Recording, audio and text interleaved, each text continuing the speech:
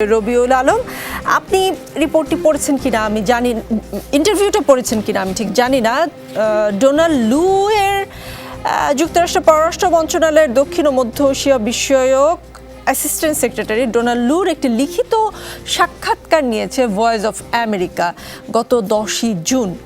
সেখানে প্রতিবেদক তাকে বিভিন্ন প্রশ্ন করেছেন, তার মধ্যে দুইটি প্রশ্ন এরকম, আমি একটু পড়ে শোনাই, তারপর আমি প্রশ্নটা করব আপনাকে।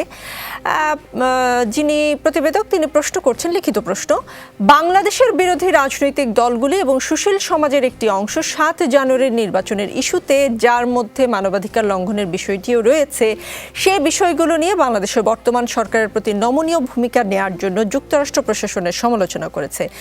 আপনি এই সমালোচনার ব্যাপারে কি বলবেন? প্রশ্ন ছিল এরকম। তো উত্তরে ডোনাল্ড লু বলেছেন, যুক্তরাষ্ট্র দৃঢ়ভাবে অবাধ ও নিরপেক্ষ নির্বাচনকে সমর্থন করে এবং মানবাধিকারের প্রতি সম্মান নিশ্চিত করার ব্যাপারে দৃঢ়ভাবে প্রতিশ্রুতিবদ্ধ।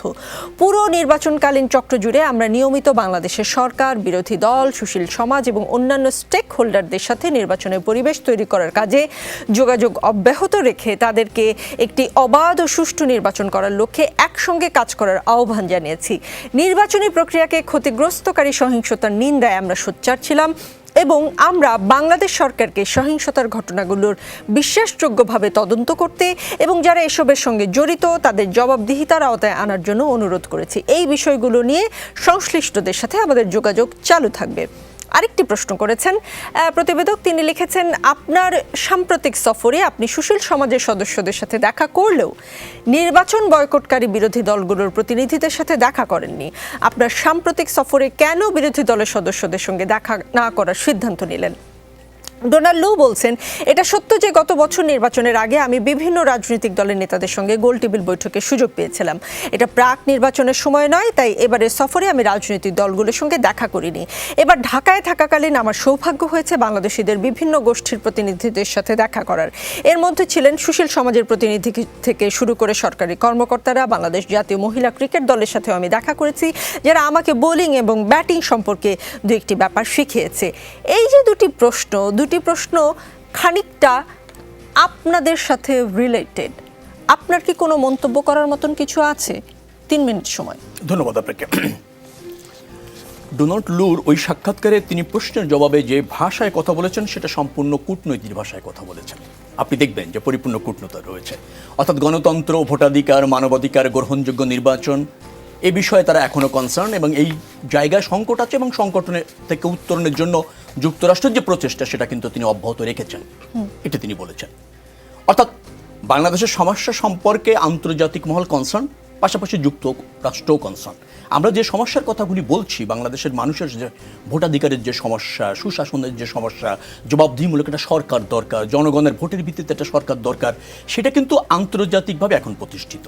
এবং সেক্ষেত্রে গণতন্ত্র মনা অথবা ধরেন একটা প্রভাবশালী রাষ্ট্র হিসাবে, বন্ধুপ্রতিম রাষ্ট্র হিসাবে যুক্তরাষ্ট্রের যে ভূমিকা সেটা কিন্তু এখনো পর্যন্ত অব্যাহত আছে। অর্থাৎ নির্বাচন করে তফসিল ঘোষণার মাধ্যমে শুধুমাত্র আপনার নির্বাচনের দায় যেভাবে সরকার করেছে অথবা নির্বাচন কমিশন করেছে, অথবা আপনি যদি এটাও বলেন গেজেটের নাম প্রকাশ করে যেভাবে মেম্বার অফ পার্লামেন্ট করে সংসদ চলছে, সে জায়গায় এখনো পর্যন্ত আন্তর্জাতিক বিশ্ব স্যাটিসফাইড না। অর্থাৎ গ্রহণযোগ্য নির্বাচনের চাপ এবং মানবাধিকার যেভাবে লঙ্ঘিত হচ্ছে সে ব্যাপারে কিন্তু যুক্তরাষ্ট্র এবং অন্যান্য বিশ্বের চাপ রয়েছে, উত্তরণ থেকে তাদের চেষ্টা রয়েছে। দ্বিতীয় একটা জায়গা আপনি বলেছেন যে বিরোধী দলের সাথে কথা বলা হয়নি, এটা খুবই ইতিবাচক। এই কারণে বলছি যে আমরা যে দাবিগুলি করছিলাম অর্থাৎ সেগুলি স্পষ্ট, যুক্তরাষ্ট্র কনসার্ন। অর্থাৎ এ বিষয়ে যা যুক্তরাষ্ট্র যথেষ্ট অবগত, তার নতুন করে আর এই রাজনৈতিক সংকট যেটা বিদ্যমান আছে সেগুলি জানার প্রয়োজন হচ্ছে না।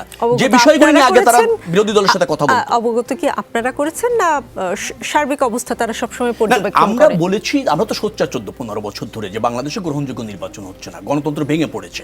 আজকে গণতন্ত্রের সূচকে যান, বাংলাদেশের অবস্থা তলানিতে। স্বাধীনতার সূচকে যান, একই অবস্থা, তলানিতে একেবারে। মানবাধিকার সূচক একেবারে ভেঙে পড়ার মতো অবস্থা, খুবই ত্রাহি অবস্থা। আপনি যদি মুক্ত গণমাধ্যমের স্বাধীনতার সূচকে যান, সেটাও ভেঙে পড়েছে। তো এগুলি তো জনগণের সব অধিকার, তাই তো? একটা গণতন্ত্র বলেন, মানবাধিকার বলেন, সুশাসন বলেন, কার্যকর সরকার বলেন, জনবান্ধব সরকার বলেন, সেগুলির অপরিহার্য শর্ত তো এগুলি। সেগুলি তো আন্তর্জাতিক সূচকেই বাংলাদেশের অবস্থা কিন্তু খুবই নাজুক, যার ফলে রাজনৈতিক সংকট যেটা আছে উত্তরণের জন্য যা প্রয়োজন যুক্তরাষ্ট্র অবগত, যার ফলে তিনি অন্য পেশার লোকজনের সাথে কথা বলেছেন, কথা বলে সেখান থেকে পরিত্রাণের নিশ্চয়ই পরামর্শও খুঁজেছেন, সেখান থেকে উত্তরণের পথও খুঁজেছেন। প্রাক নির্বাচনের আগে যেটা উনি ওনার প্রশ্নের মধ্যে বলেছিলেন যে আমি রাজনৈতিক দলগুলির সাথে বসেছি, নিশ্চয়ই রাজনৈতিক দল, সুশীল সমাজে, নাগরিক সমাজ, সিনিয়র সিটিজেন যারা বাংলাদেশের আছে, যারা বাংলাদেশের সুশাসন চায়, বাংলাদেশের গণতন্ত্র প্রতিষ্ঠিত হোক চায়, একটা কার্যকর মানে সরকার চায়, তার জনবান্ধব সরকার চায়, সে বিষয়ে তারা এর আগে মতামত দিয়েছেন।